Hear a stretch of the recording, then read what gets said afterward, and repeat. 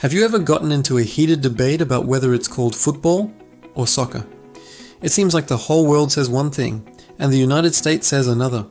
But what if I told you that the word soccer actually originated in Britain, the very home of modern football? Let's dive into the fascinating history of these two words. It all starts in the mid-19th century in England. Back then, football was a general term for a bunch of different games played on foot with a ball. There were no standardized rules, so different schools and clubs played their own versions. Some allowed handling the ball, while others were strictly kicking only. To bring some order to the chaos, two major rulebooks were established. In 1863, several clubs met in London to form the Football Association. They created a set of rules for their game, which became known as association football. This version strictly forbade using your hands to carry the ball. Then, in 1871, another group of clubs who preferred a game that allowed running with the ball formed the Rugby Football Union. This game, of course, became Rugby Football. So now we have association football and rugby football. But these names are a bit of a mouthful, right? This is where British university slang comes in.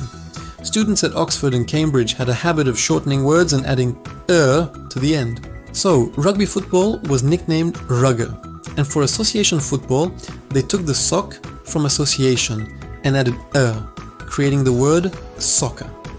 For a long time in Britain, soccer and football were used interchangeably to refer to association football.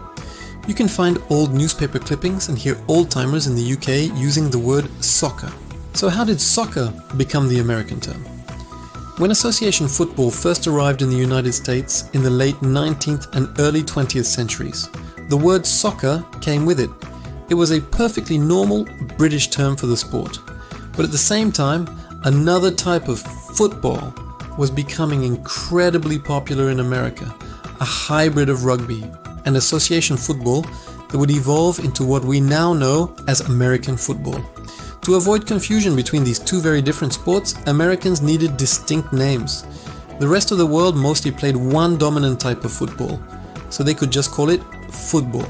But in the US, where American football was king, soccer became the go-to term to distinguish the kicking game. The official name of the governing body for the sport in the US was even the United States Soccer Football Association for a while. The big shift happened after World War II. As the sport's popularity grew worldwide, most countries, including Britain, gradually dropped the slang term soccer and defaulted to the simpler, more universal football. It became a way to distinguish their beloved global sport from the American version. Meanwhile, America stuck with soccer because football already meant something else entirely.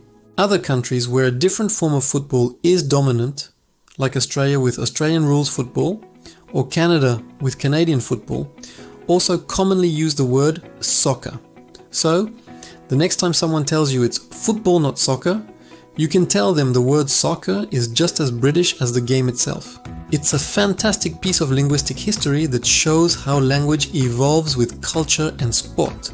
It's not about who is right or wrong, it's just about what word became dominant in different parts of the world. Thanks for watching. If you found this history interesting, give this video a like and subscribe for more deep dives into the stories behind the things we love. See you next time.